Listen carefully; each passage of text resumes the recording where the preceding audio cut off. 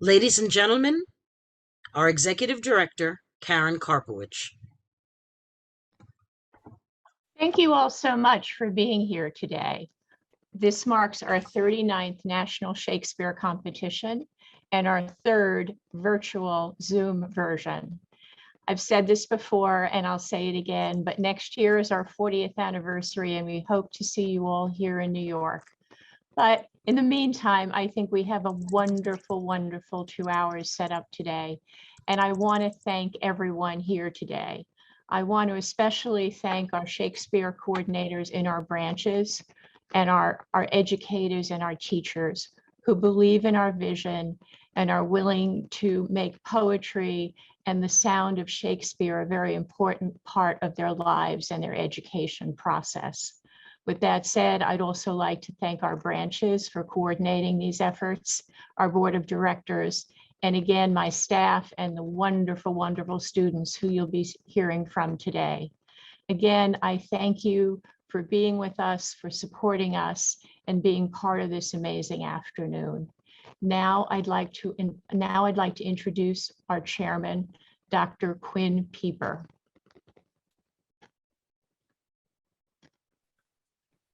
Hello, everyone. Thank you for being here today. Very exciting time in the English-speaking union. You know, our mission involves expanding minds, strengthening friendships, and unlocking opportunities through the English language. And I can think of no better way that this is accomplished with our National Shakespeare Competition. And in fact, it is the oldest of its kind in the United States. So congratulations, all of you who are participating today. You're already winners in my estimation. Relax, sit back and try to enjoy yourself. Thank you for participating. Thank you to the branches and for the staff. Back to you, Betty.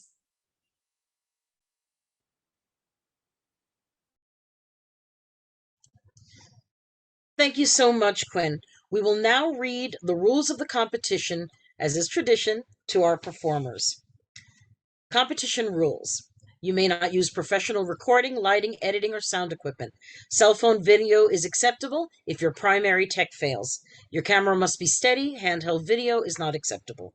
You must be clearly audible and clearly visible from head to toe. You will not be penalized if, for example, your feet or legs are not visible, but do try to have as much of your body visible as possible. No costumes, no sets, no props of any kind.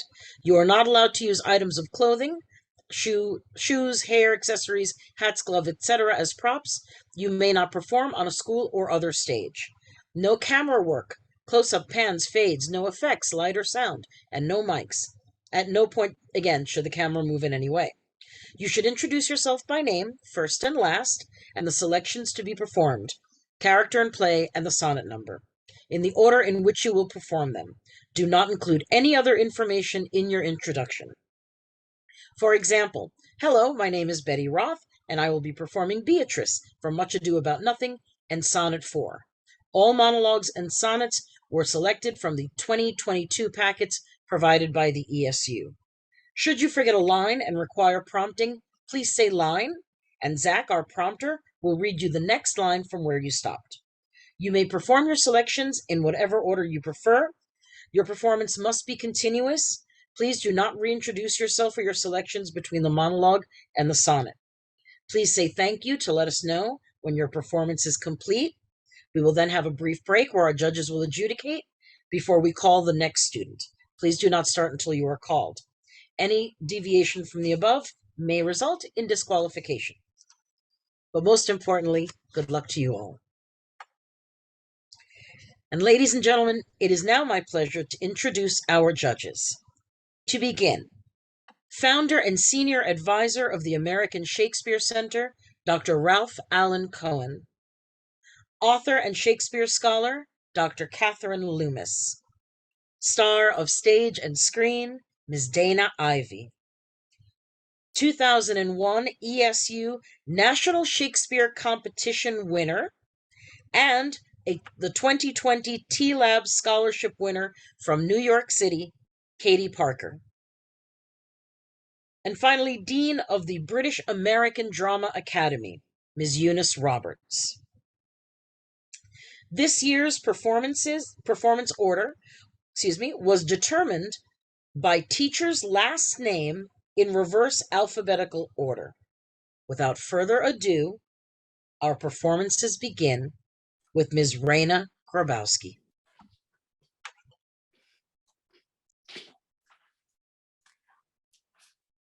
Okay, great.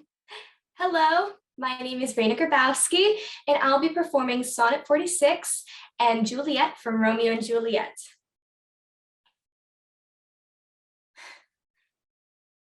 Mine eye and heart are at a mortal war. How to divide the conquest of thy sight? Mine eye, my heart thy picture sight would bar. My heart, mine eye, the freedom of that right. My heart doth flee, that thou in him dost lie. A closet never pierced with crystal eyes, but the defendant doth that plea deny, and says in him thy fair appearance lies. To sign this title is in Paneled, a quest of thoughts. All tenants to the heart. And by their verdict is determined the clear eyes' moiety and the dear heart's part. As thus, mine eyes do is thy outward part, and my heart's right, thy inward love of heart.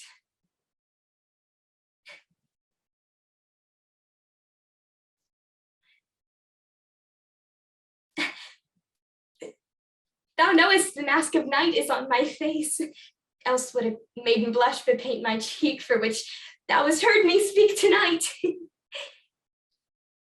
Fain would I dwell on form, fain deny what I spoke. But farewell compliment, dost thou love me? I know thou wilt say aye, and I will take thy word, yet if thou swearst, thou mayst prove false. At lovers' perjuries, they say Jove laughs. Oh, gentle Romeo, if thou dost love, pronounce it faithfully. Or if thou thinkest I am too quickly won, I'll frown and be perverse and say thee nay, so thou wilt woo. But else not for the world. In truth, fair Montague, I am too fond, and therefore thou mayst think my behavior light, but trust me, gentlemen, I'll prove more true than those that have more coying to be strange. I should have been more strange, I must confess. But that thou overheardst, ere I was ware, my true love passion. Therefore pardon me, and not impute this yielding to light love, which the dark night hath so discovered.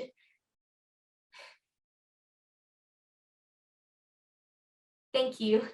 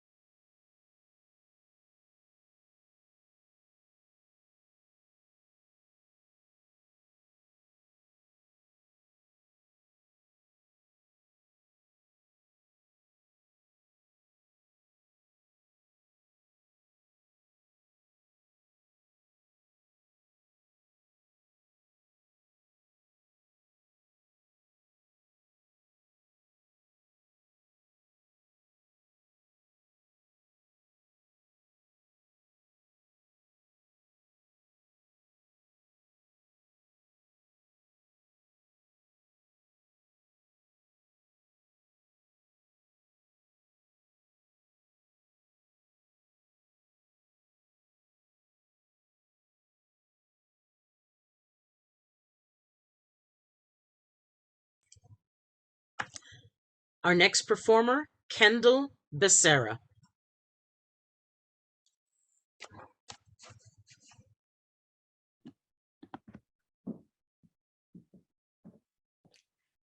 Hi, I'm Kendall Becerra, and this is Sonnet 141, followed by Cleopatra from Antony and Cleopatra.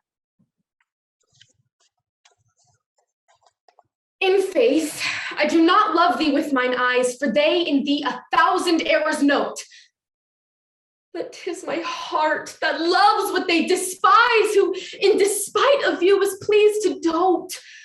Nor are my ears with thy tongue's tune delighted, nor tender feeling to base touches prone, nor taste, nor smell desire to be invited to any sensual feast with thee alone.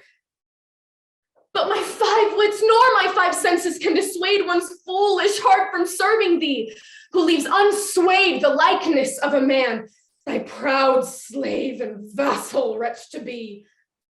Only my plague thus far I count my gain, that she that makes me sin awards me pain.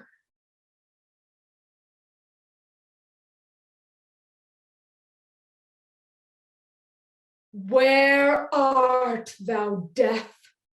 Come hither, come, come, come and take a queen worth many babes and beggars.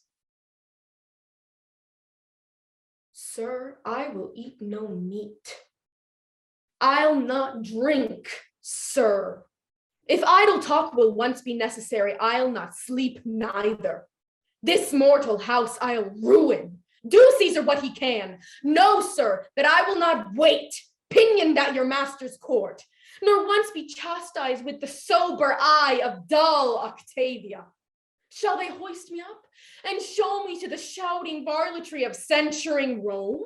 Rather a ditch in Egypt be gentle grave unto me. Rather on Nilus mud lay me stark naked and let the waterflies blow me into a boring. Rather make my country's high pyramids my gibbet and hang me up in chains.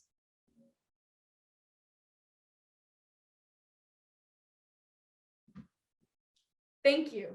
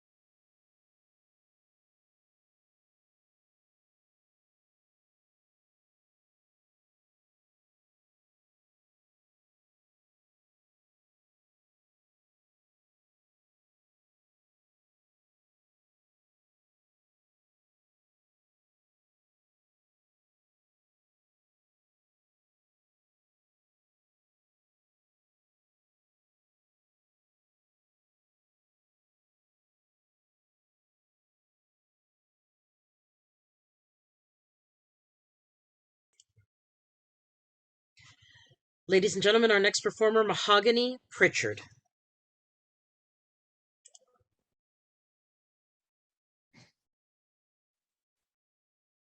Hello, my name is Mahogany Pritchard, and I will be performing Rosalind from As You Like It, followed by Sonnet 116.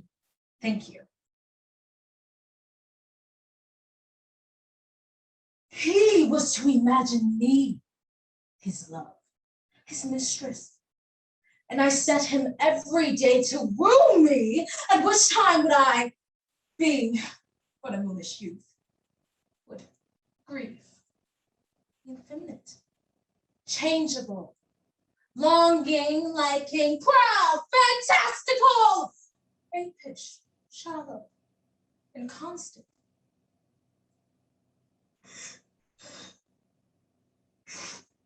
Full of tears, and smiles. And for every passion, something. For no passion, truly anything, as boys and women are, for the most part, cattle of this color. Well, now, like him, now loathe him, then entertain him, then forswear him, now weep for him, then spit at him. Then I drave my suitor from his mad humor of love to a living humor of madness, which was to forswear the full string of the world and to live in a nook merely monastic. And thus, I cured him. In this way, will I take upon me to wash your liver as clean as a sound sheep's heart, that there shall not be one spot of love in it.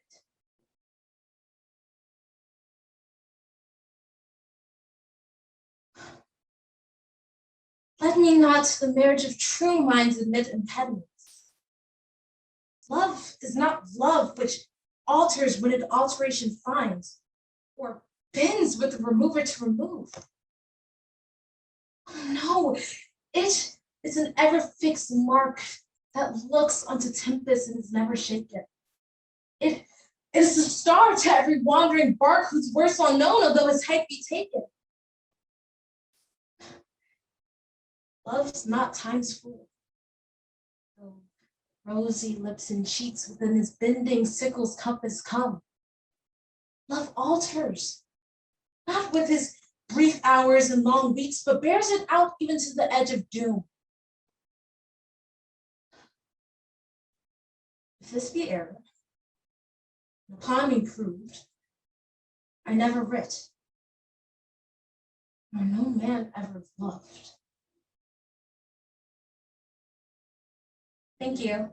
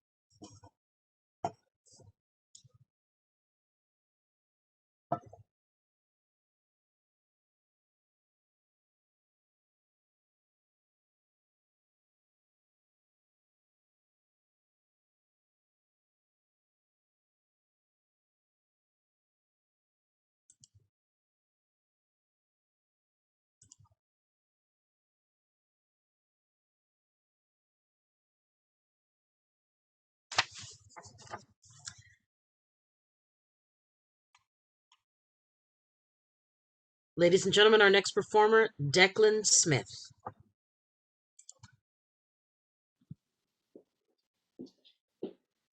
Hi everyone, my name is Declan Smith, and I will be performing Claudio's monologue from Measure for Measure and sonnet number 29.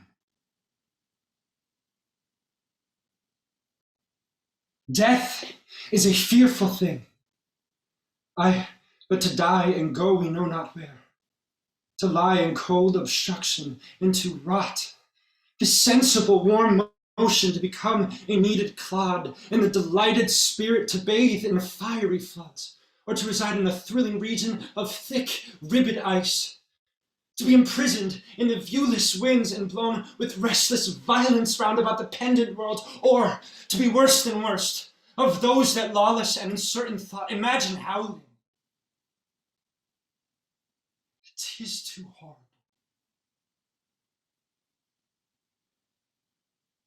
The weariest and most loathed worldly life, that age, ache, penury, and imprisonment can lay on nature as a paradise to what we fear of death.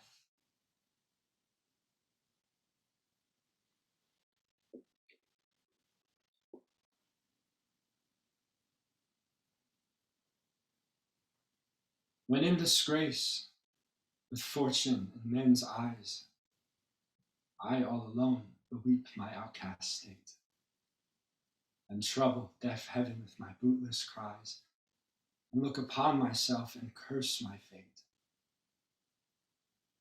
wishing me like to one more rich in hope, featured like him with friends possessed, desiring this man's art, and in that man's scope with what I most enjoy contented least.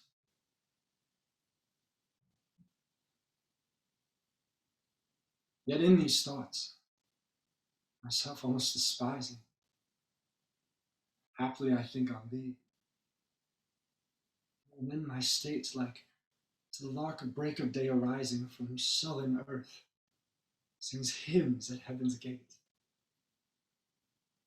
For thy sweet love remembered such wealth brings that then I scorn to change my state with kings. Thank you.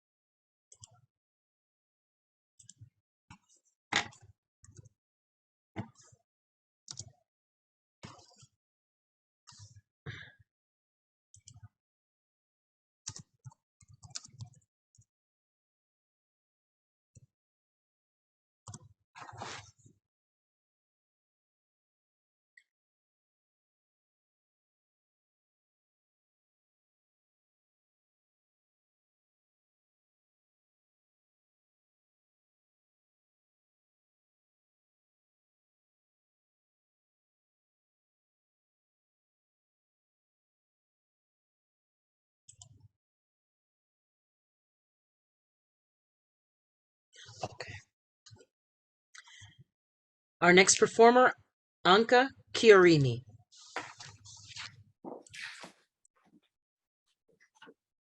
Hi, my name is Anka Chiorini, and I'll be performing The Jailer's Daughter from The Two Noble Kinsmen, followed by Sonnet 147.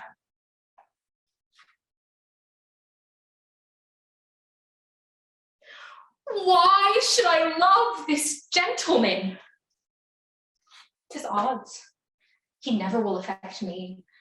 I am base, my father the mean keeper of his prison, and he a prince. To marry him is hopeless. To be his whore is witless. Out upon it! What pushes a wench is driven to when 15 once has found us? First, I saw him. I, seeing, thought he was a goodly man. He has as much to please a woman in him, if you please to bestow it so, as ever his eyes yet looked on. Next, I pitied him, and so would any young wench of my conscience that had ever dreamed or vowed or made in head to a young, handsome man. Then I loved him, extremely loved him, infinitely loved him. What should I do to make him know I love him? For I would fain enjoy him. Say I venture to set him free. What says the law then? Not much for law or kindred. I will do it, and this night, or tomorrow, he shall love me.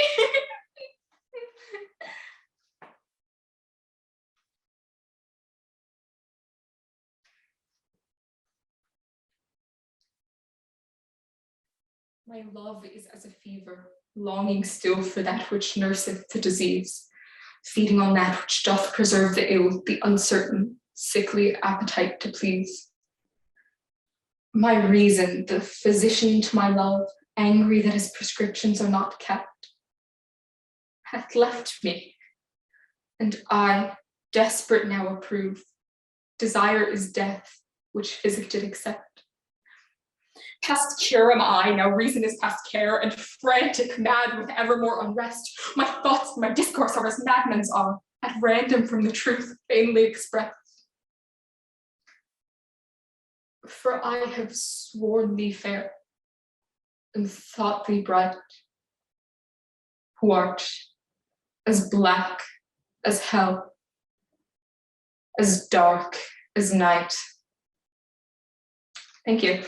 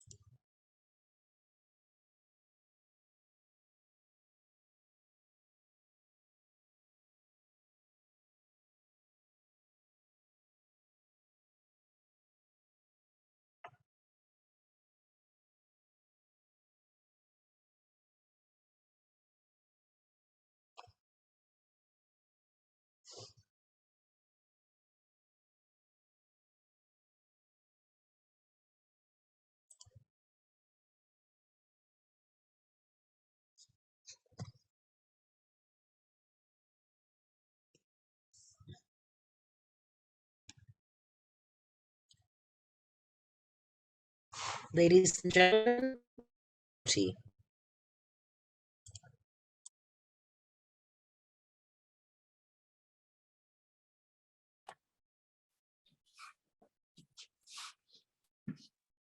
Hi, my name is Lottie Dowdy, and I'll be performing Julia's monologue from Two Gentlemen of Verona and sonnet number 146.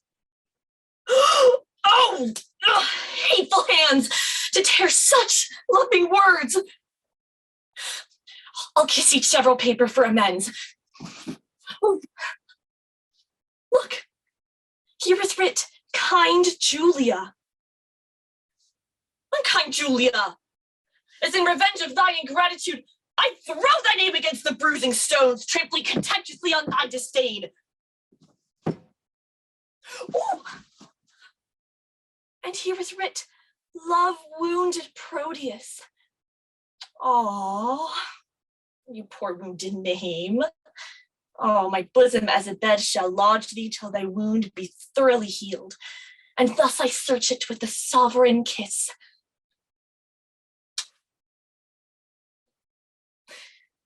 But twice or thrice was Proteus written down. Be calm, good wind! Blow not a word away till I have read each letter in the letter, except mine own name. Lo! Here in one line is his name twice writ. Poor forlorn Proteus, passionate Proteus, to the sweet Julia. Oh, that'll tear away. And yet I will not. So prettily he couples it to his complaining names. Thus, I will fold them upon one another. Now, kiss, embrace, contend, do what you will.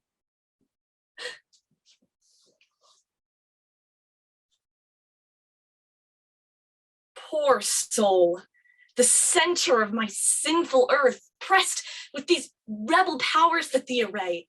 Why dost thou pine within and suffer dearth, painting thy outward walls so costly gay? Why so large a cost, having so short a lease, dost thou upon thy fading mansion spend? Shall worms, inheritors of this excess, eat up thy charge? Is this thy body's end? Then, soul, live thou upon thy servant's loss, and let that pine to aggravate thy store, by terms divine, in selling hours of dross, within be fed, and without be rich no more. So shalt thou feed on death, that feeds on men. And death once dead, there's no more dying then. Thank you.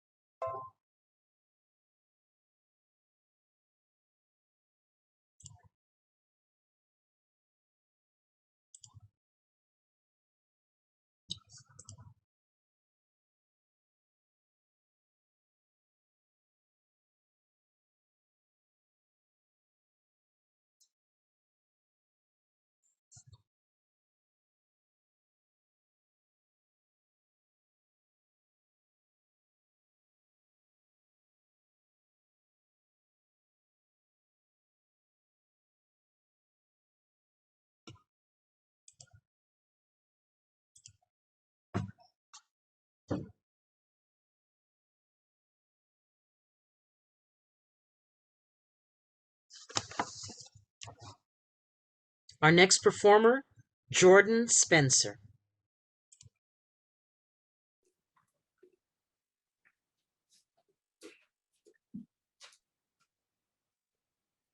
Hi, my name is Jordan Spencer, and today I am Hermia from A Midsummer Night's Dream, and I will be performing Sonnet 29. Now, I'm a child, but I should use the worse, for thou, I fear, has given me cause to curse, and thou hast slain Lysander in his sleep, being over shoes and blood, plunge in the deep and kill me too. The sun was not so true until the day as he to me. Would he have stolen away from sleeping Hermia? I believe as soon as this whole earth may be born, and that The moon may through the center creep and so displease her brother's noontide with the antipodes. It cannot be, but thou hast murdered him. So should a murderer look, so dead, so grim, dog, outcur, thou drivest me past the bounds of maiden's patience. Hast thou slain him then? Henceforth be never numbered among men. Oh, once tell true even for my sake. Durst thou have looked upon him, being awake, and hast thou slain him sleeping? Oh, brave touch! Could not a worm, an adder, do so much? An adder did it, for with doubler tongue than thine, thou serpent, never adder stung. When in disgrace with fortune and men's eyes, I all alone beweep my outcast state, and trouble deaf heaven with my bootless cries, and look upon myself and curse my fate, wishing me like to one more rich in hope, featured like him with friends possessed, desiring this man's art and that man's scope, with what I most enjoy, contented least.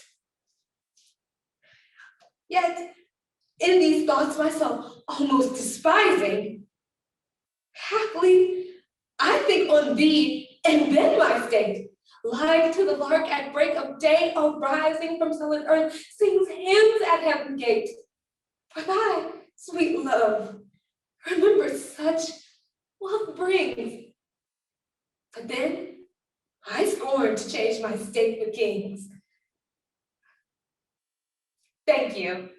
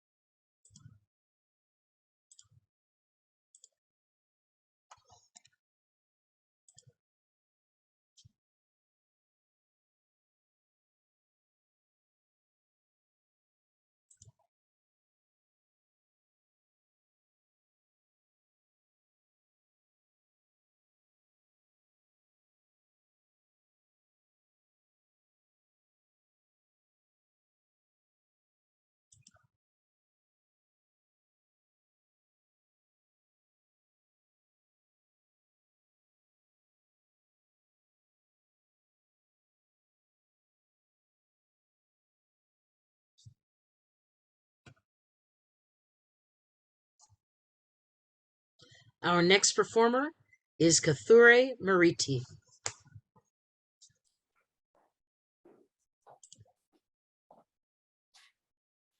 Hi, my name is Kathure Mariti, and I'll be performing Cressida from Troilus and Cressida and Sonnet 34.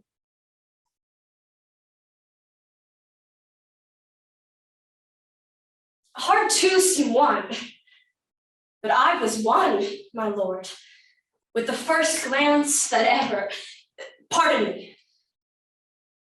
If I confess much, you will play the tyrant. I love you now, but till now, not so much, but I might master it. In faith, I lie. My thoughts were like unbridled children, grown too headstrong for their mother. See, we fools, why have I blabbed? Who shall be true to us when we are so unsecret to ourselves? But though I loved you well, I wooed you not, and yet, good faith, I wished myself a man, or that we women had men's privilege of speaking first. Sweet, bid me hold my tongue, For in this rapture I shall surely speak the thing I shall repent. See, your silence, cunning and dumbness from my weakness, draws my very soul of counsel, stop my mouth.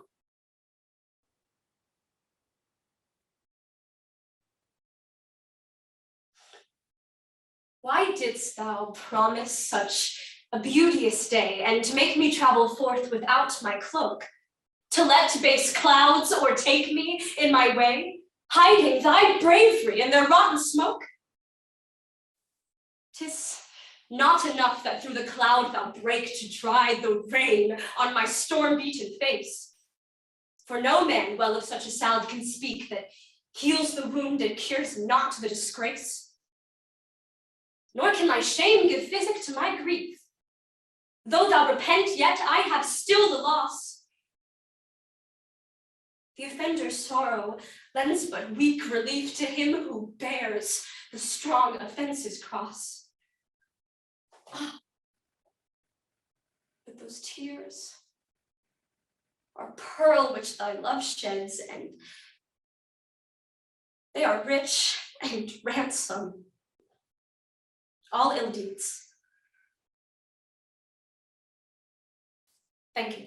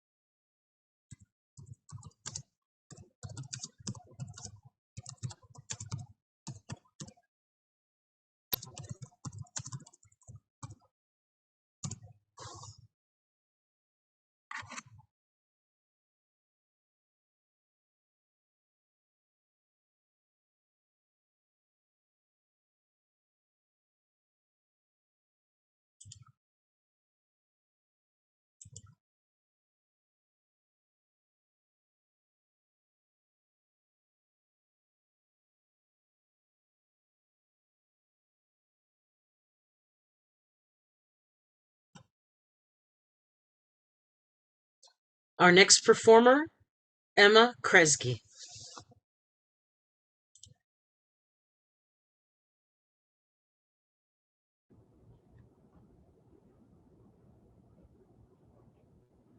I'm Emma Kresge, and I will be performing a monologue from Othello portraying Emilia in Sonnet 116.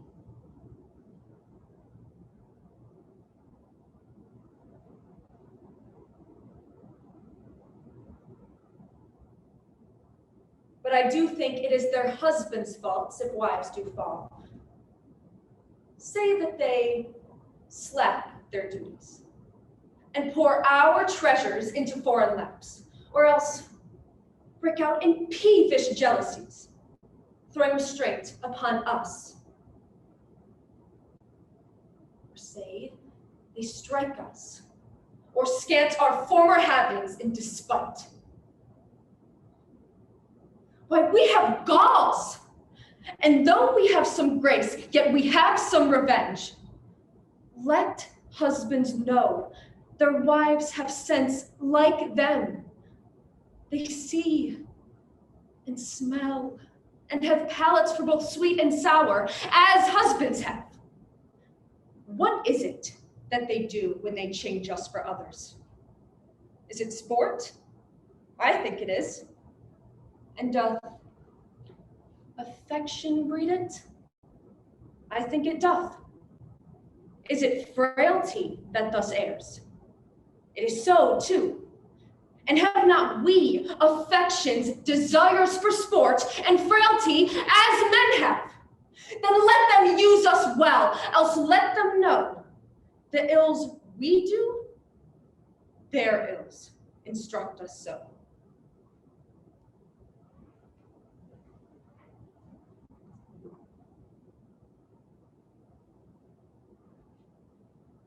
Let me not to the marriage of true minds admit impediments. Love is not love, which alters when an alteration finds or bends with the remover to remove. Oh no, it is an ever fixed mark that looks on tempests and is never shaken. It is the star to every wandering bark, whose worth's unknown, although his height be taken.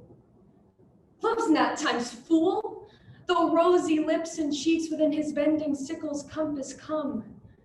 Love alters not with his brief hours and weeks, but bears it out, even to the edge of doom. If this be error, and upon me proved, I never writ, nor no man ever loved. Thank you.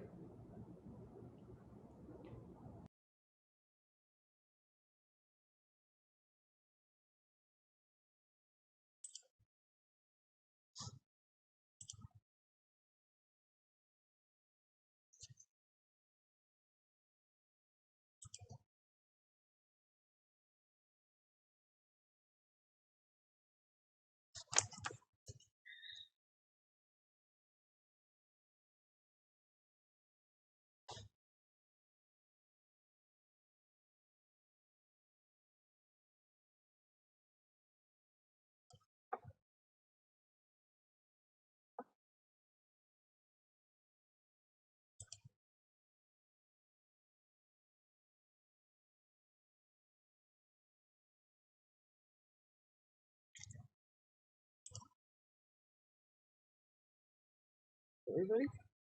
1, 2, 3. Our next performer, Sasha Federley.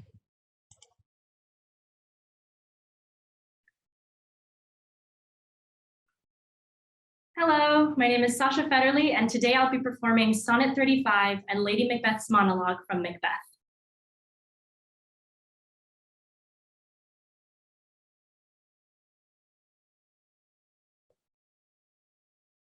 No more be grieved at that which thou hast done.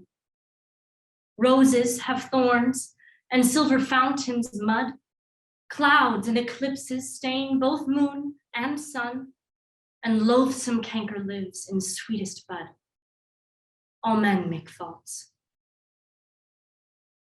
And even I in this, authorizing thy trespass with compare, myself corrupting, salving thy amiss, excusing thy sins more than thy sins are. For to thy sensual fault I bring in sense. Thy adverse party is thy advocate. And gainst myself a lawful plea commence. Such civil war is in my love and hate, that I an accessory needs must be to that sweet thief which sourly robs from me.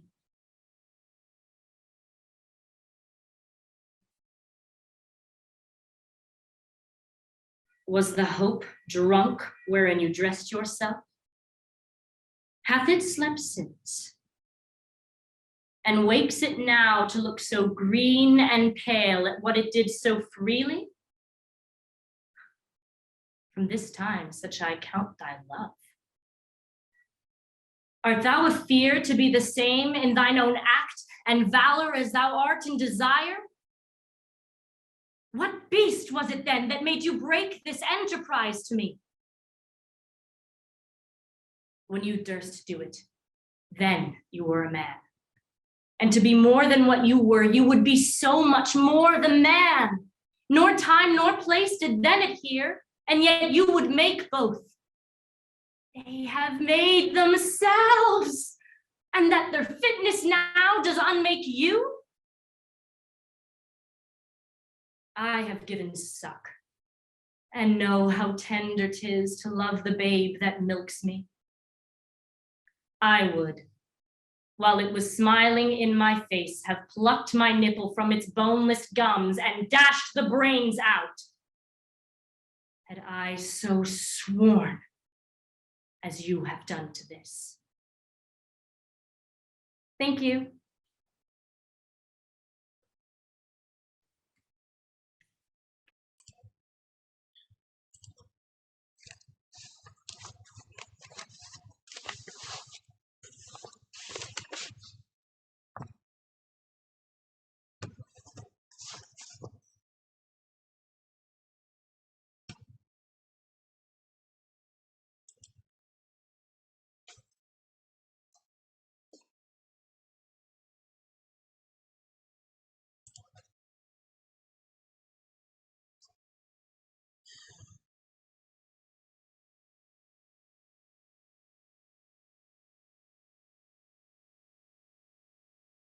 This is ready, Rob is ready, Dana is ready.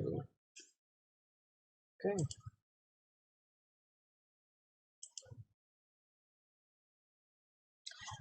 Our next performer, Lucy Shea.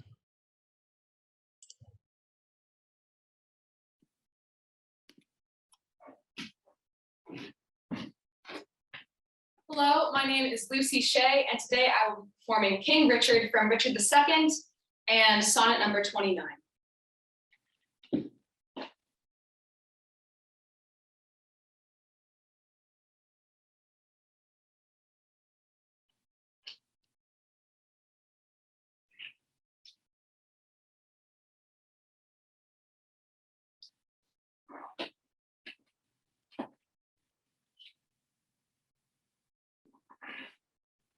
Alack, why am I sent for to a king before I have shook off the regal thoughts wherewith I reigned?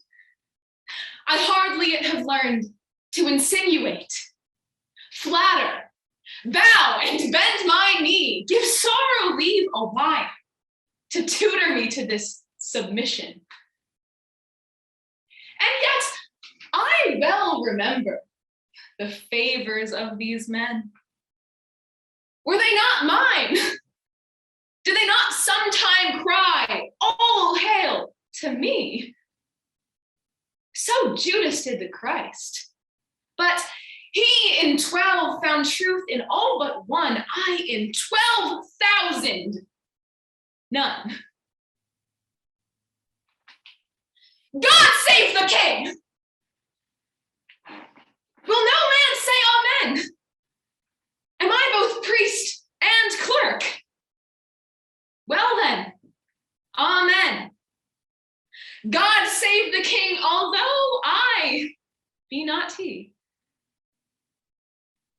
And yet, amen, if heaven do think him me. To do what service am I sent for hither?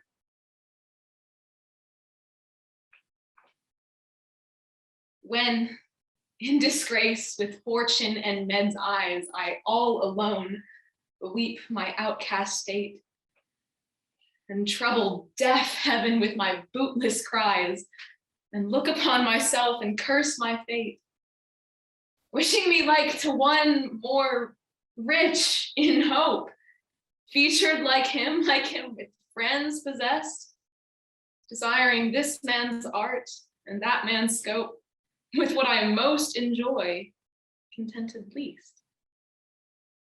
Yet in these thoughts, myself almost despising, haply I think on thee, and then my state, like to the lark at break of day arising from sullen earth, sings hymns at heaven's gate.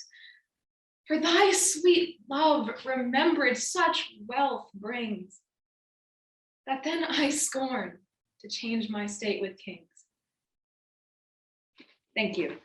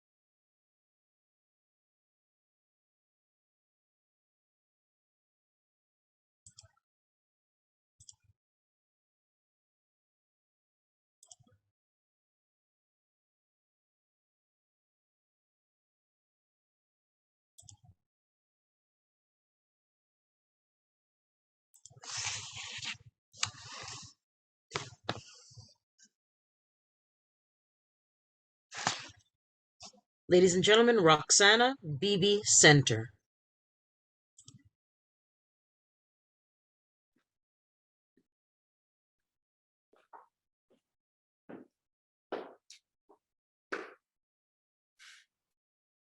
Hello, my name is Roxana Beebe Center, and this is Hackett's monologue from Macbeth and Sonnet 94.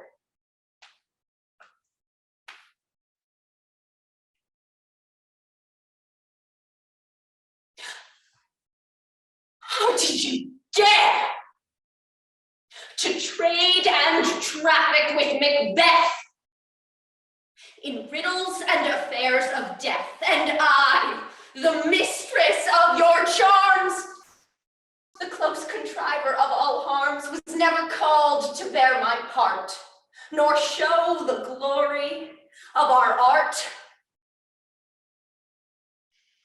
And which is worse, all you have done hath been for but a wayward son, spiteful and wrathful, who, as others do, loves for his own ends, not for you. But make amends now. Thither he will come to know his destiny. He shall spurn fate, scorn death, and bear his hopes above wisdom, grace, and fear. And you all know, security is mortal's chiefest enemy. Hark, I am called. My little spirit, see, sits in a foggy cloud and stays for me.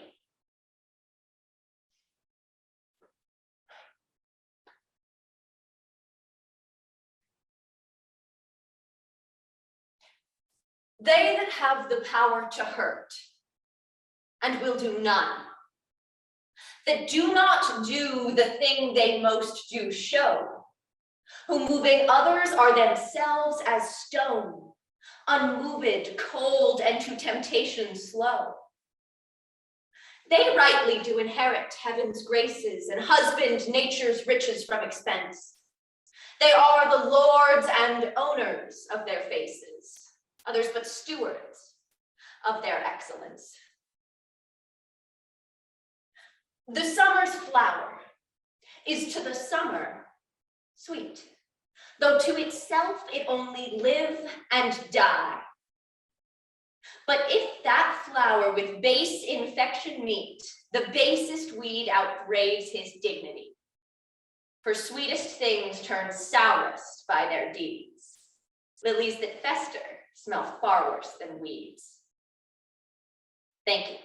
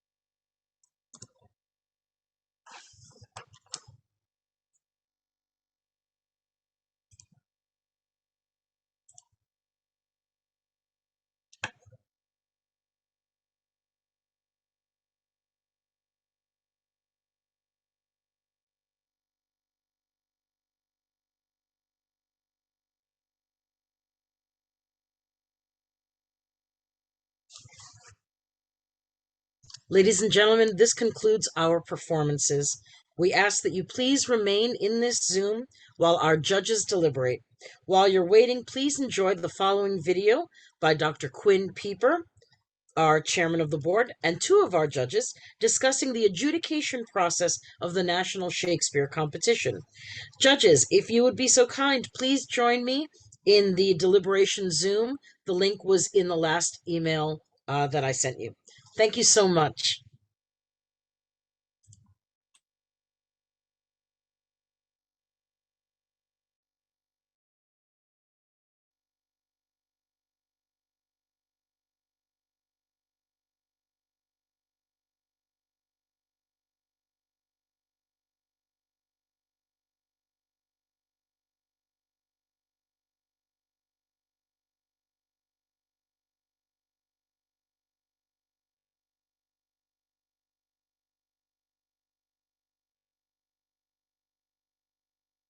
Welcome everyone. Good afternoon. I'm Quinn Pieper, Chairman of the English Speaking Union, and today we are at the national headquarters in the beautiful garden room. And at first I'd like to introduce Betty Roth. Betty is a magnificent person, a magnificent steward of our Shakespeare competition. And Betty, why don't you tell us more about yourself? So my name is Betty Trevino Roth, and as Quinn mentioned, and thank you for the compliment, I am the program manager for Shakespeare performance and writing competitions. As you know, we now have a writing component to our Shakespeare programming so that we have year-round programming for all of our branches, teachers, and students. Fantastic. And this is our 39th year for the competition, correct? Indeed, this is our 39th, which means that next year we are launching an anniversary celebration that we hope will take us from coast to coast with participation from more branches than ever, and more students, and more fun and more opportunities for students to really get in touch with their love of Shakespeare. Coast to coast, and I think across the Atlantic as well. Yes. We're going to travel, take the show on the road, right? That's right. Wonderful, wonderful. Well, let me just start with a few questions about the competition. How would you describe the competition to someone who is unfamiliar with it? Well, I think to begin, we have to recognize that the competition, and as much as, yes, it is an acting competition to some degree, really it's an educational program. And that's what sets the ESU's competition apart, because we provide supports for students and for teachers so that they can seamlessly integrate the competition into their curriculum. The idea is that we want kids up on their feet performing Shakespeare. Why? Because that's how Shakespeare intended for his plays to be experienced. We want kids to live those roles, to live those words, to have a visceral connection to the text. And there's no better way to do that than to have the kids perform. For the educators, it gives them the opportunity to teach Shakespeare through performance, both in theater classes and in English classes. And the research says that that experience, that creativity is the highest level of learning and creates the greatest connection to the text. Now, the English Speaking Union has the oldest of its kind of Shakespeare competition in this country, correct? Correct. A lot to be proud of. Very much so. What kind of judge do you suggest branches seek out in that process, and where do you find them? That's a question that we get very often from our branches. And while it's absolutely lovely to have a Tony Award nominee like Dana or a PhD like Catherine, experts in their field, and we're thrilled to have them, it's not really necessary for our branches to seek out that level of judge. We encourage branches to find people with a background in education or in theater, but specifically somebody who has a love and an understanding of Shakespeare.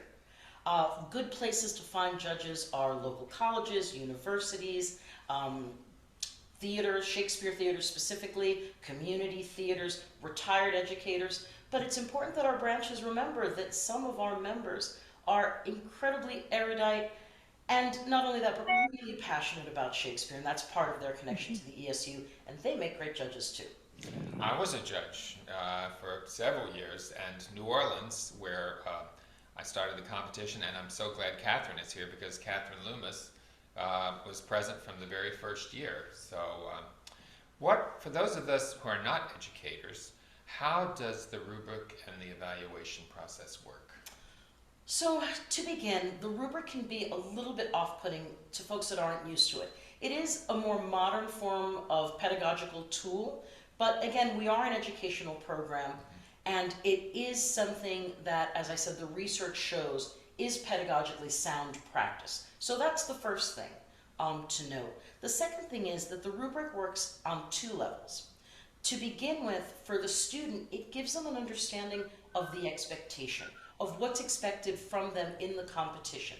Again, we're not just an acting competition. It's about understanding. It's about owning that text, mastery of the text. From the perspective of a judge, the rubric gives them a tool for consistent judging. In some of our larger branches, a judge might see 30, 40 performers in one afternoon. At nationals and the semifinals, our judges have seen as many as 60 students in one afternoon. In order to maintain consistency, a rubric is a really helpful thing. And then our evaluation sheets allow the judges to put a number score to each student, which really makes the process far more streamlined. What policies and procedures do you have to keep the competition fair? So before a judge even sees a student, there are policies and procedures in place to make sure that the competition is fair for every student across the country. We recognize that students come from all different socioeconomic levels and different communities, and so the first step is to have everyone use our monologue and sonnet packets that are provided for free on the website. Finally, during deliberations, there's always an ESU staff member there during nationals to ensure that the judging is based solely on the performance given by the student and that there's never an attempt to create any sort of parity based on any other criteria. It's really important that the students know that they're being judged on their performance and nothing else. Interesting, interesting. Well, thank you, Betty. Now I'm going to go to Dana Ivy. And Dana, you have just this amazing CV, but honestly, if I could be a fly on the wall in anything you've ever done, it would be Dirty Rotten Scoundrels with Steve Martin and Michael Caine. Can you tell us a little bit about your experience with ESU? You know, my experience with ESU goes a long way back. When I studied in London on a Fulbright grant in 1963-64. And the ESU took us 3 Fulbright grant students. They contacted us, took us to invited all the Fulbright grant students in London that year to a tea at like the Goldsmiths Hall or some reception. One of the people who was a member of the ESU was also worked with the Royal Opera House, got me a tour of the Opera House. I got to stand in front of those great big red curtains with ER put on them, and it was very exciting. So that was my first introduction to ESU, and naturally I felt very, very well disposed towards them because of that. And then some years ago here in New York, I was called, I'm not sure how, out of the blue, to come and be a judge for the Shakespeare competition. And I readily agreed, and I've been doing it ever since. You've judged the competition twice. What advice do you have Oh, for more other than judges? that. I've judged the competition at least 8 or 10 times now. Oh, really? Okay. Oh, many times. Yeah, many years, many years. Okay, excellent. What advice do you have for other judges? Well, the main thing to me is, you know, we're all so different, but the main thing is just to bring your own particular expertise to the job. I come from a performance oriented background. Many academics come from a more academic background. Fortunately, I have some pretty good academics in my background too, but I think it's just the bring what you know to the situation and use the tools that the ESU provides to help you give you know, an unbiased kind of assessment of what's going on. Good. Now, as an accomplished actor, having dealt with every type of script imaginable, can you describe for me how you see the relationship between performance and the text? Oh my goodness, that you have to go to acting school for that. Text is everything. It all starts with the text. It all starts with language. I mean, what does the word, mean? Each word has to be known inside out and backwards to know the meaning. And as you know, a lot of the language in Shakespeare is very dense. Some of it I have a really hard time understanding. So the main thing is to start with the text.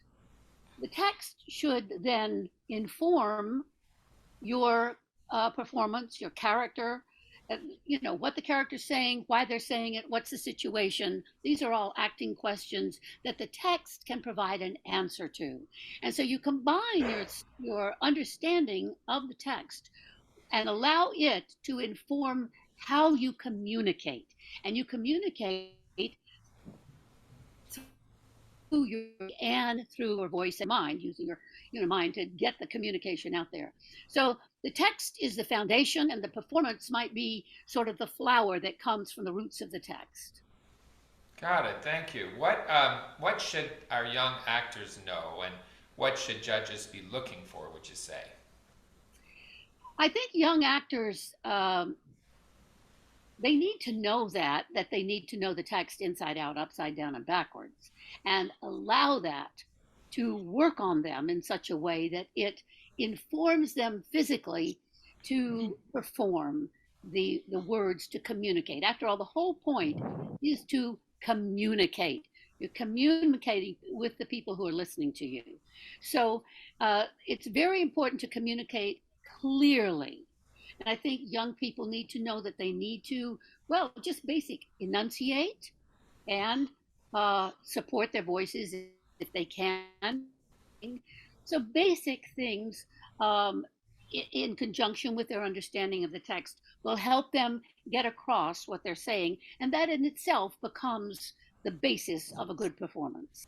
So the language is so important, and the judges need to look for people who are comfortable with the language and show that they completely understand what they're saying and why they're saying it. I think that's pretty basic. Now we know what the rubric says, but are there qualities that you in particular look for in a performance? Well, obviously, coming from a performance-oriented background, the rubrics can sometimes be a little hard for me, choosing numbers to ascribe to the various ways that they're broken down. I love the word that Betty said, pedagogically, because that's not a word that I often use. So I'm particularly looking for performance. And for me, performance is made up of what we've just been talking about, understanding of the text and allowing that to operate on your mind and your body so that you are synced in terms of the way what you're trying to say. So the whole package is pretty much what I look at. I don't necessarily break it down as clearly as the rubrics do, but the rubrics are very helpful sometimes. So I use that in addition to just responding to it as a performance. Can you shed any light on what deliberations are like? What does it take to get a consensus, and is that a difficult process? That's an interesting process. Sometimes we have a lot of discussion. The rubrics do help us to narrow down our final contenders. And we often discuss what we liked or didn't like, and sometimes judges can be at great odds. Somebody loved something and somebody else hated it. It's really interesting. But we generally come to a very good consensus. We all agree on the sort of top three usually. It just seems to be apparent. And there is discussion, but we first of all use the rubrics to use the points that we are given to establish some kind of rating of the finalists. And from there, we usually have a little bit of a discussion. We may like this or that about something and somebody, and so we discuss it.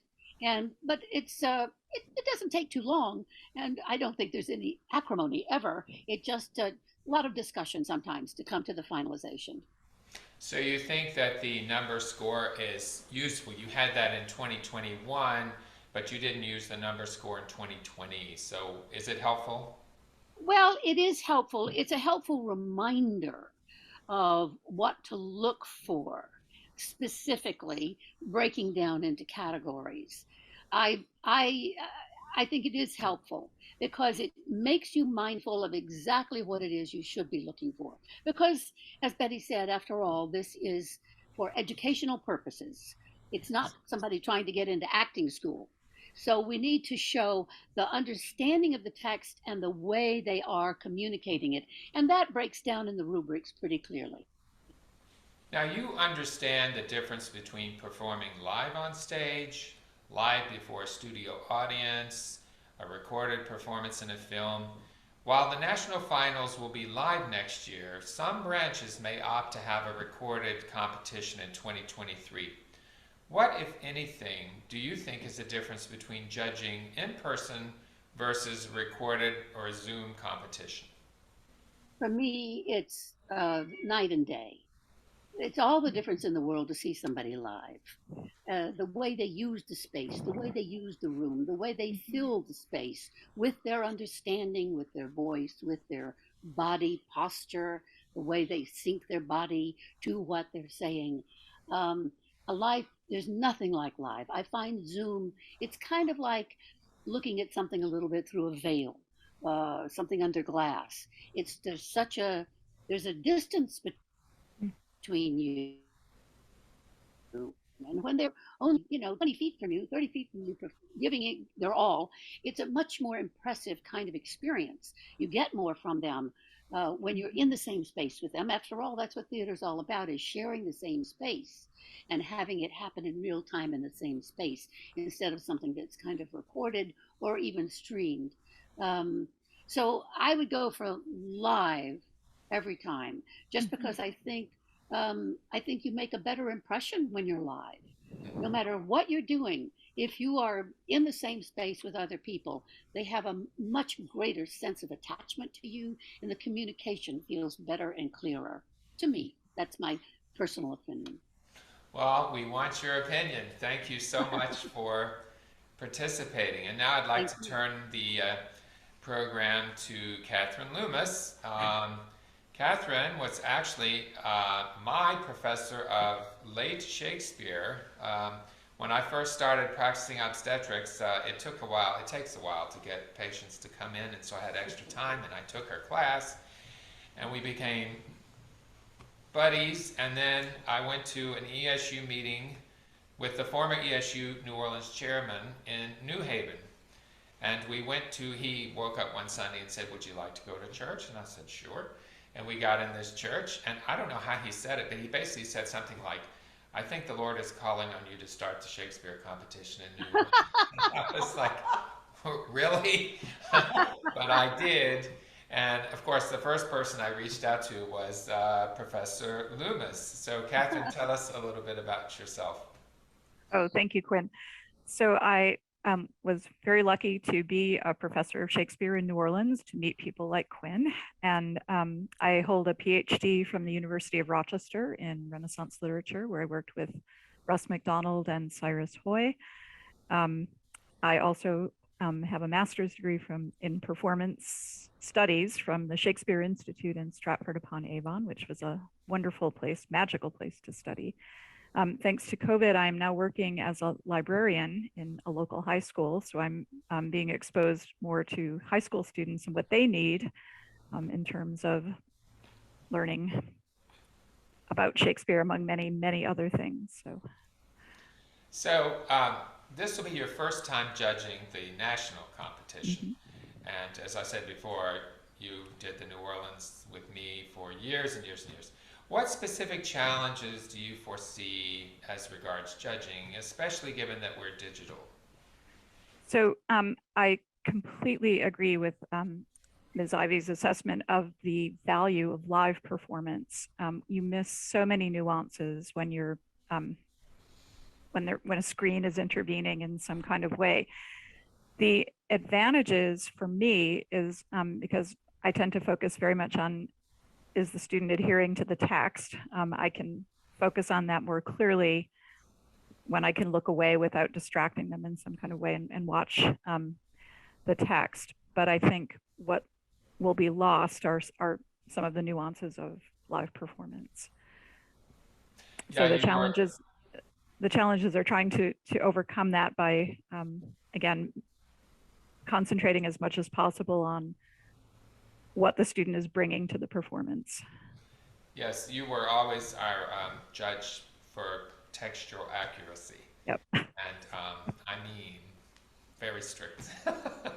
Now, you're an author and an expert on Shakespeare. So how important is comprehension to a great performance? So that was always one of the frustrations with judging, because it seemed to me if we added to the mix asking the student even one question about the character they were playing, that many of them would not be able to answer it. So I think it's essential that the student read the entire play from which he or she is taking the monologue, and that the student should read something about the sonnets to realize what's going on there. They're very beautiful love poems, but the first 126 are written by a man to a man, and the remaining are written by a man to a woman with whom he has a very troubled relationship. And often, again, you can't expect a high school student to understand completely all of what's going on there, but Shakespeare was, quite young when he wrote some of it. There's one sonnet he wrote probably when he was 16 or 17. So there are ways in which they should be able to relate to some of the passions being exposed there, but they often don't seem to understand what they're saying or what the sonnet is trying to argue. So I think they need to, to read the entire play from which they're taking their work, and read, again, something about the sonnets. And also they should look for monologues that are age appropriate. There are so many wonderful monologues in the history plays that are, spoken by young men and women who are full of that kind of adolescent life, right? And vigor and rage and joy and all kinds of other things, but they sometimes completely ignore those to go for the more obvious moments. I think it's essential for students to memorize their lines. We used to have a lot of trouble with that in the branch performances. And that they don't sort of pick and choose, cut lines here and there, add lines from other parts of the play to try to construct something that Shakespeare didn't write, to satisfy their need to, show some kind of character development. So again, as Ms. Ivy emphasized, they need to understand what they're saying, what they're talking about, and what kind of character they're trying to create. All right, wonderful answers. As an educator, what do you think defines a winning performance, and what qualities really demonstrate mastery? So I think showing that they clearly understand the language. Again, they should start with the Oxford English Dictionary, look up every substantive word in their passage and sonnet. It's not like they're doing that for an entire play, right? It's an exercise I used to make my students do in the classroom with a sonnet. So that they understand not only what the word means to them, but what it meant to Shakespeare. So for example, the word nice, which we use as a compliment, Quinn, that's a nice bow tie you're wearing today. Shakespeare meant that as an insult. Nice meant picky or finicky. So again, you have to be careful to understand what the language meant originally. And that's why the Oxford English Dictionary is wonderful, because it gives a complete history of the word. They need to clearly understand the character they're playing, and to understand that, Hamlet doesn't know at to be or not to be what level of guilt his uncle actually has. So you can't kind of just read the Cliff Notes Hamlet and think that, oh yeah, he's after his father's murderer and he knows for sure that his uncle did it, because at that point he doesn't know that, right? So you have to, again, by reading the entire play, you can understand the character, and you can play the character in the moment that is from that part of the play. Again, the students need to memorize the lines to the point where it sounds like they're speaking the speech, as Shakespeare says, as if it's speech, not as if it's something memorized. So they're speaking it as though it's just occurring to them right at that moment, but also that they acknowledge the meter. Shakespeare writes in iambic pentameter, the meter of the human heartbeat, and it's important that the meter, not that it's mechanical, but that the students acknowledge that there is a metrical component to the sonnets, for instance, especially.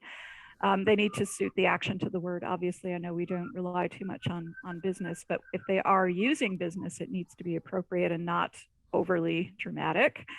And they really should have a sense of the character's past and future, again, by reading the entire play. And finally, they need to make sure they can pronounce everything properly. And the Oxford English Dictionary is invaluable for that, because they have an audio component now on the OED website. So you can listen to it pronounced in an American accent or a British one. So. And again, to be conscious of the meter and to remember, that Shakespeare is often using pronunciation to make wonderful jokes. There's a character in Twelfth Night who's usually called,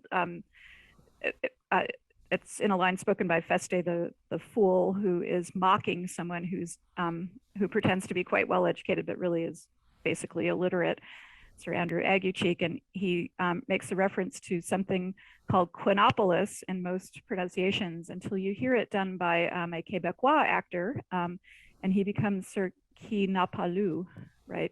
He who does not read.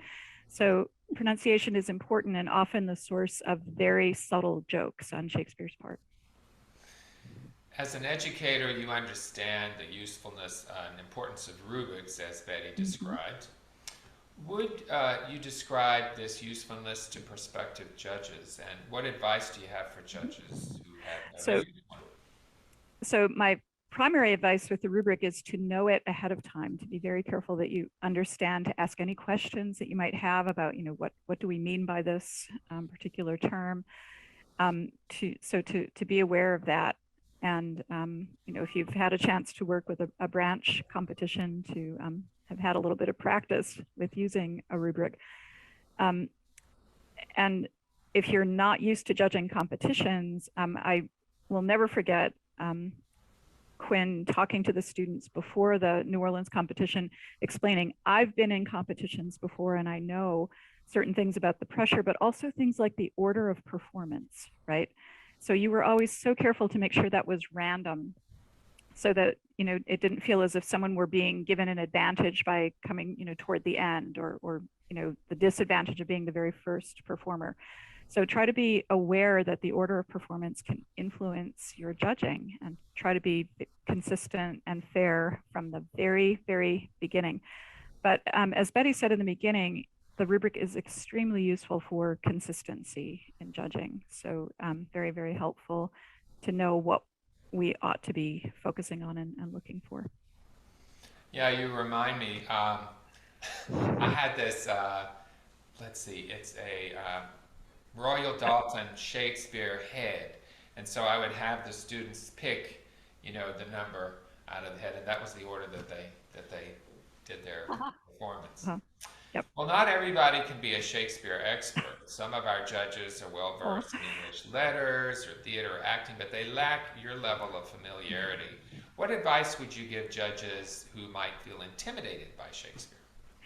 So I would remind them that in 1623, when Shakespeare's fellow actors collected his plays, because he had been dead for a bit, and put them together, they wrote an introduction to anyone who might pick this fabulous book up, and it's addressed to the great variety of readers.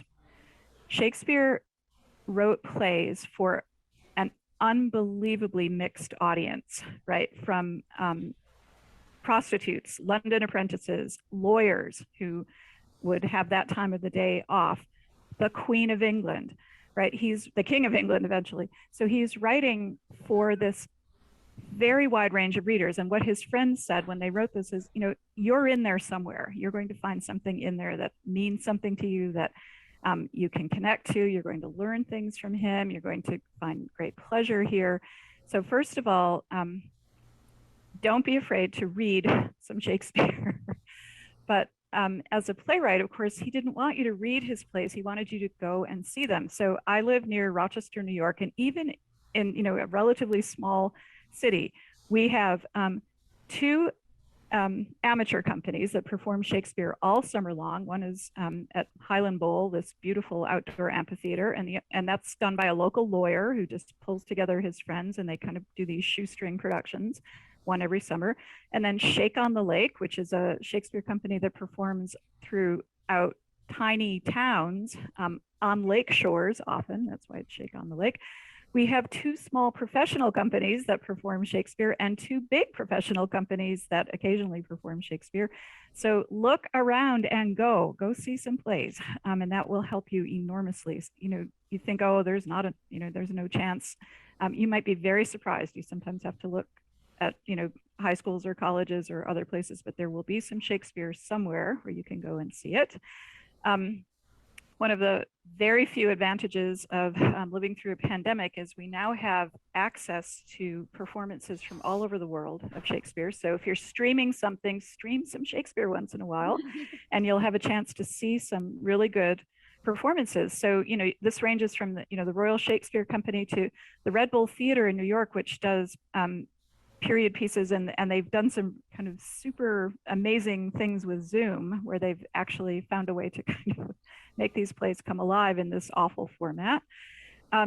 If you have a commute of any length, listen to some Shakespeare. There are some outstanding recordings, and the wonderful thing about the recordings versus a stage play is most of these plays are too long to be staged in our modern theater format, but the recordings don't have that restriction. So the recordings will be the full text.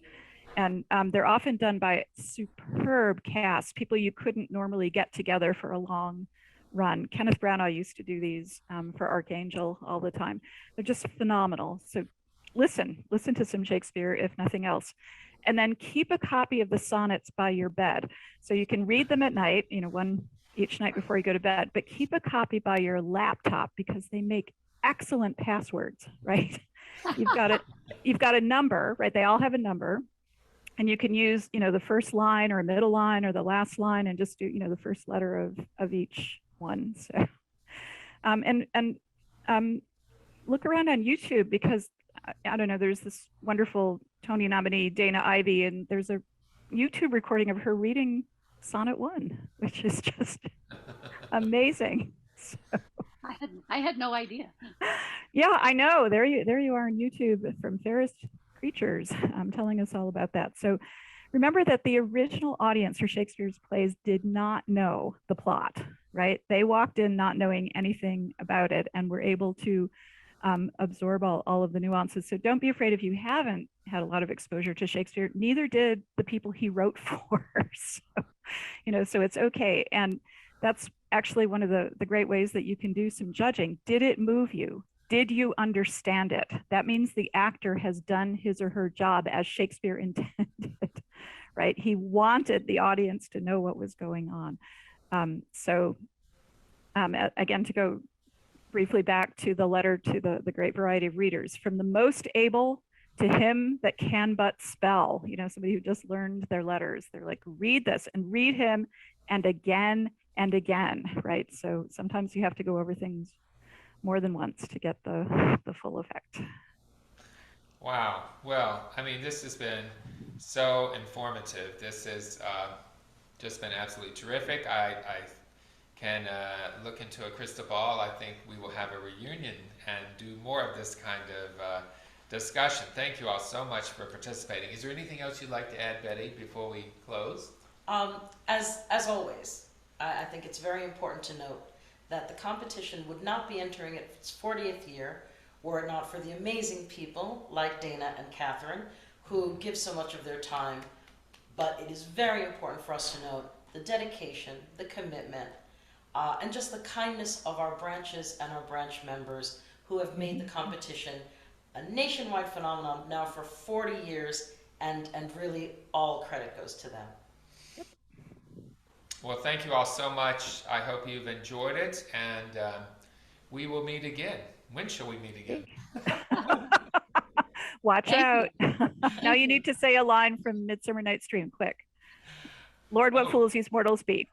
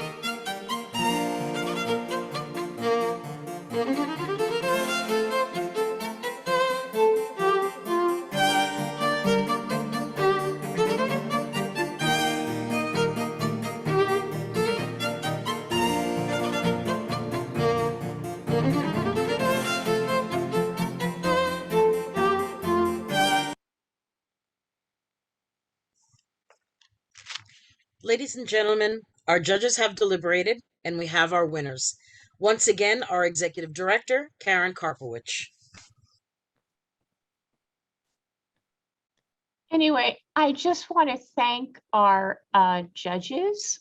It's an amazing job that you do, and the performances were wonderful.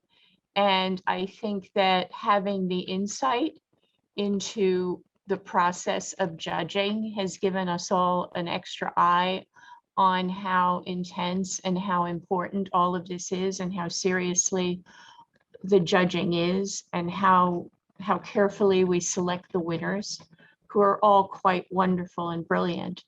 But it's always a task, and it's always a challenge to figure out who exactly should be winning. In any event, I'd like to now introduce our chairman, Dr. Quinn Pieper, to announce those winners. So please, Quinn, would you give us the honor?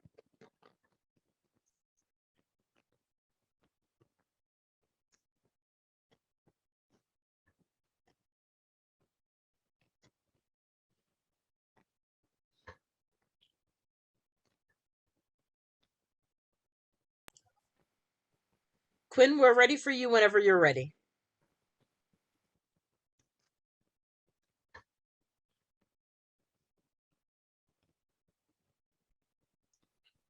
Go, Quinn.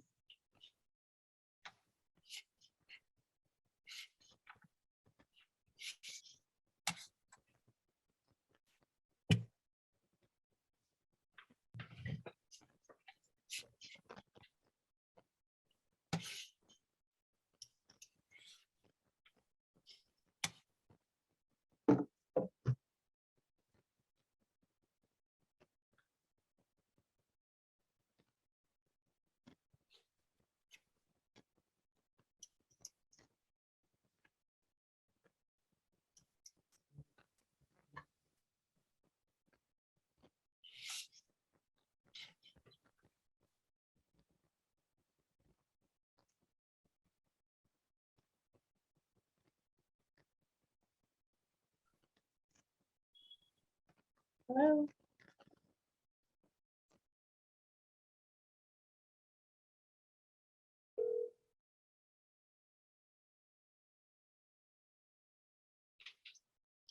Hello. Hi, Quinn. We can't hear you. Can you get on? I'm not getting any sound. You're not. Something's happened to the system, and Okay. I'm not hearing anything. I was hearing the music forever. I heard everything, but all of a sudden sound is gone. I don't know what to do. Okay. I'll tell Karen. Okay. Thank you. Bye. Karen, I just spoke to Quinn and he said for you to go ahead and do them. Okay, unfortunately, I will read the winners. Hang on 1 second.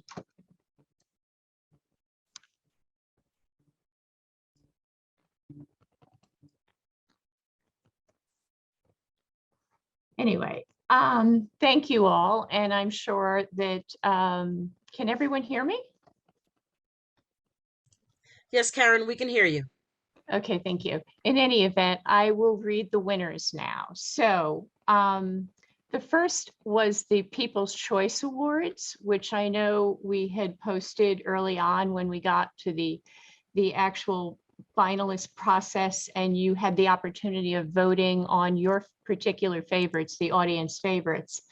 And the People's Choice Awards, with 452 votes in third place in the People's Choice Award competition, and a $250 prize, goes to Riley Pryor, a student at Smita Gantra of Glen Ridge High School, who comes into us through the Monmouth, New Jersey branch.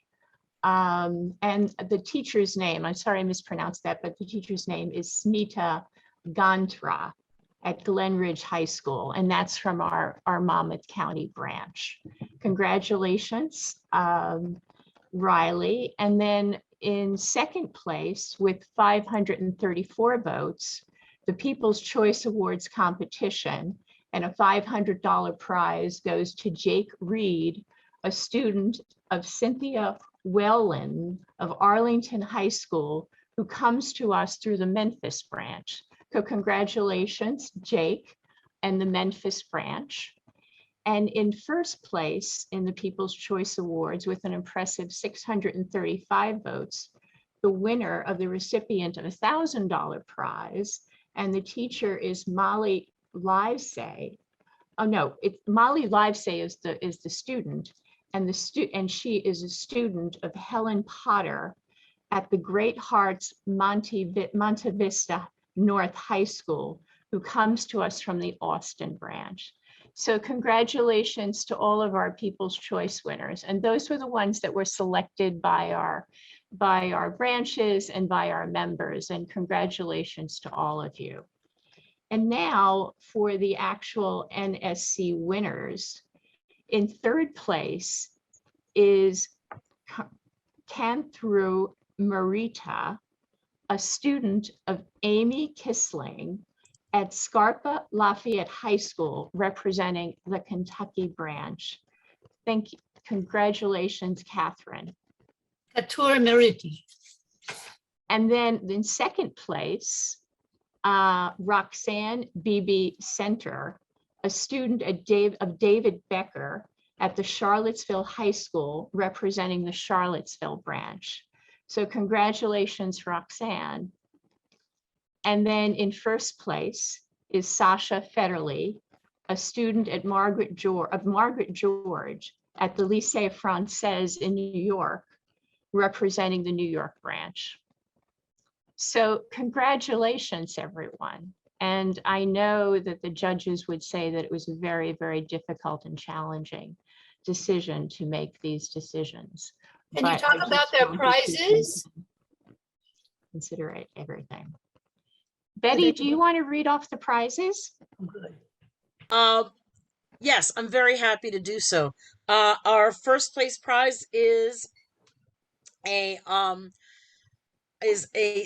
stay at the summer conservatory at the British American Drama Academy. One of our judges is their dean, Eunice Roberts. This prestigious institution is kind enough to share with us one spot at their very coveted summer conservatory in Oxford. And the second place prize is another very coveted spot at the American Shakespeare Center's summer camp for students, and that is to begin in the middle of June. And then our third place prize is $1,000, although I believe we may have potentially a surprise prize there as well. I would say, let us cheer, let us applaud. But I think that unfortunately we could do this silent applause, which everyone kind of does very softly on Zoom. But Can you hear me now? Yes, we can. Quinn, would you say a few words, please? Sure. I'm so sorry. Something happened with the technology and I was not able to get through, even though I could hear everything. You all couldn't hear me, but congratulations to everybody. It was just a thrilling afternoon, a very special way to spend Monday. I hope you all stay in touch with the ESU and stay in touch with Shakespeare. We need you, we want you, and please join, be a part of our organization. And congratulations again to everybody. Thank you. Goodbye, everybody. Thank you.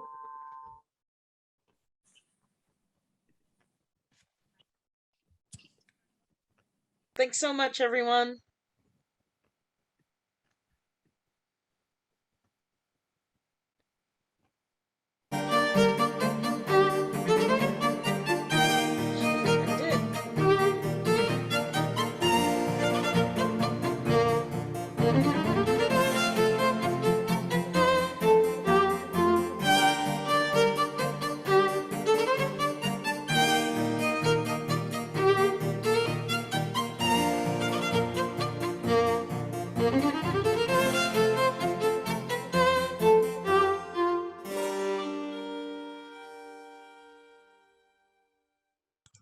are you still there?